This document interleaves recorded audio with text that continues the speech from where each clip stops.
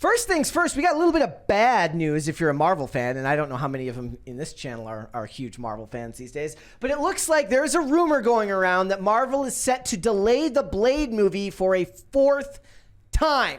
Now, this is, of course, the Mahershala Ali remake of Blade, which is very different from the Wesley Snipes masterpiece that is the original Blade from the 90s, but it was set to come out in November of 2025, and now what the problem is that the Fantastic Four, which is set to come out in July of 2025, might get moved and take that date because they don't want to put it up against Superman Legacy, which comes out within 2 weeks of each other in July.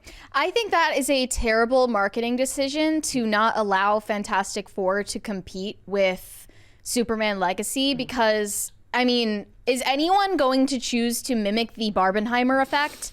It would be great if they let it compete. If they legitimately tried to do a Marvel versus DC opening weekend and put them out together at the same time. Let it happen because the hype for both DC and Marvel movies is just plummeting, and they would need some of that competition to get anyone to be interested in either release. I think the DC release, like, it's gonna get more money in the box office just because it's the DC reboot, you know. But it's also, I mean, people have been waiting for like the 20th Century Fox Marvel characters to come back to Marvel for a long time. So they both have Fantastic Four. They both have like a hook in that regard, but I think it would be cool for those to compete directly with each other in the box office at the same time. So I don't understand them pushing it back in general, but also, you know how Marvel movies make an excessive use of pop culture references and like, not memes, but you know what I mean, right? They have to constantly like point out television show quotes and movie quotes. Yes. Stuff like that.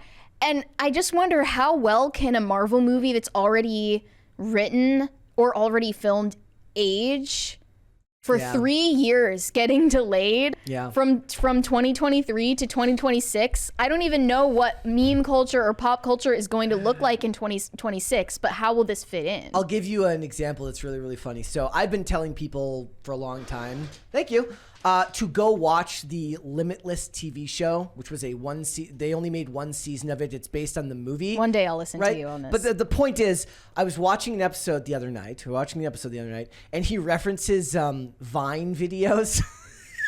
It's a 2016. He's like cute Vine videos of kitties, and just hearing him talk about Vines, it actually ages it in the best way possible, because the other thing about it is the character, he also has very 2016 like uptown fashion. Like he wears Chugi vibes. He wears these like these patterned cardigans, and it's very of its year, but I love that about it. But the thing is, for movies, it doesn't quite work the same for that. It's also fair to point out, guys, that look, we're a long way off. I still remember this old video from Screen Junkies where they point out back in 2016, Marvel was on such a hot streak that they refused to push back or forward their release of Captain America Civil War, despite the fact that at one point it was set to come out on the same day as Batman vs. Superman.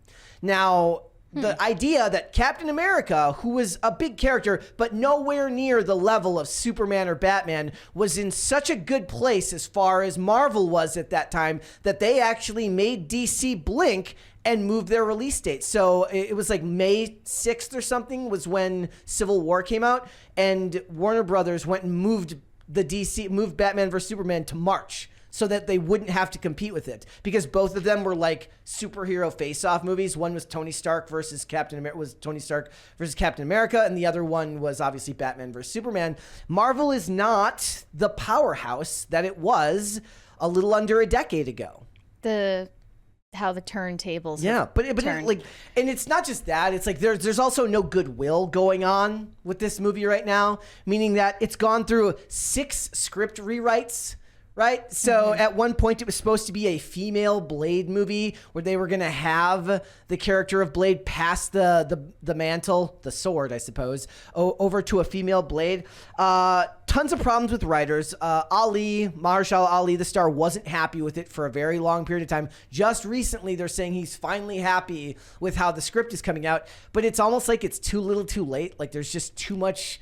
Like, what do they care if he's happy with it? I mean, he's going to give his best performance if he actually thinks that the product that's coming out. Look at the promotion for Madam Web.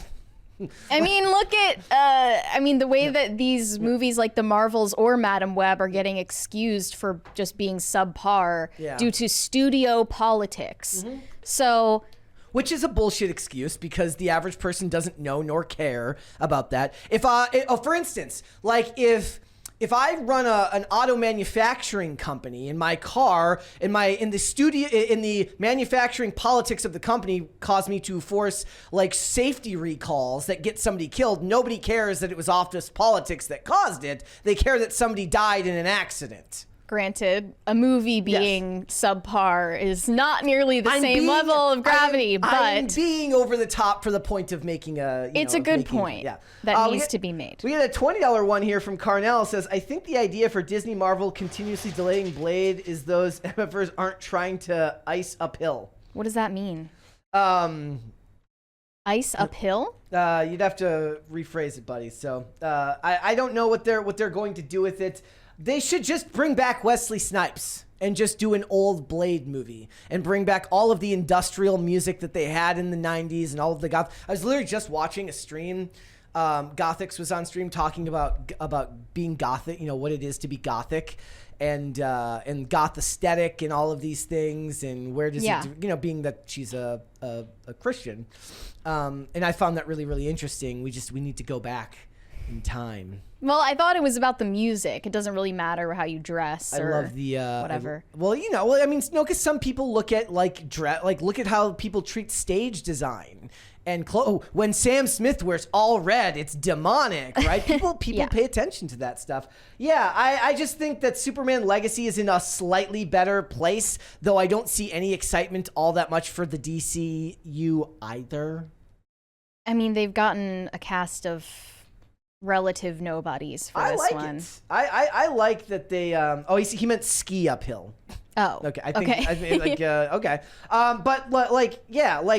Superman Legacy is probably on better footing right now. As big of an actor as Mahershala Ali is, as good of a character as Blade is, I just think that Superman has a lot bit more selling power at the theaters, and we'll have to wait and see whether that trailer, whatever trailer they get from it, ever ends up actually being worth anyone's time. But these types of delays are going to keep happening, which is funny because I used to think of it as one of those things where like DC was always really bad about this. So DC would release a movie, people wouldn't like it, they'd immediately change course. They never had the guts to stick with anything and actually put it through, despite the fact, for instance, when people crapped on Batman vs. Superman in all of these movies or Zack Snyder's original Man of Steel, and they wanted to shy away from the darker tone, they chopped up Suicide Squad and ruined it, despite the fact that the version David Ayer was trying to make was actually a darker film. The first Comic-Con trailer of that movie actually proves that. There's no way you look at the first trailer to that movie with the haunting score and the haunting music and say that it was supposed to be a slapstick comedy, but then they cut it up, actual studio interference, like Stuckman's talking about, and he was talking about in his video, and turned it into something completely unrecognizable from what it was before. So it's like now Marvel is falling victim to the same thing. They can't stay the course on anything because they don't have the clout that they once had to just say, you're going to watch it and you don't know who the Guardians of the Galaxy are? Screw you. You're going to watch it anyways and you're going to like it. They used to have that clout, which allowed them to just stay on course, do what they wanted to do, and release things whenever they wanted to. Now they seem to be balking because they don't have the confidence in their products anymore. Well, they probably shouldn't because the audience reception is bad. I would like to see Blade do well, but again, if it's not R-rated, I don't really have an interest in it, especially given that we're getting Deadpool as an R-rated movie now. I thought this was straight to Disney Plus. Deadpool is going to be R-rated, so there's no reason to not make the Blade movie R-rated like the original was. Thanks for watching. Listen to full episodes of Pop Culture Crisis on Spotify. Keep up with us on social media and make sure you subscribe and ring that bell so you never miss the show. Bye, guys.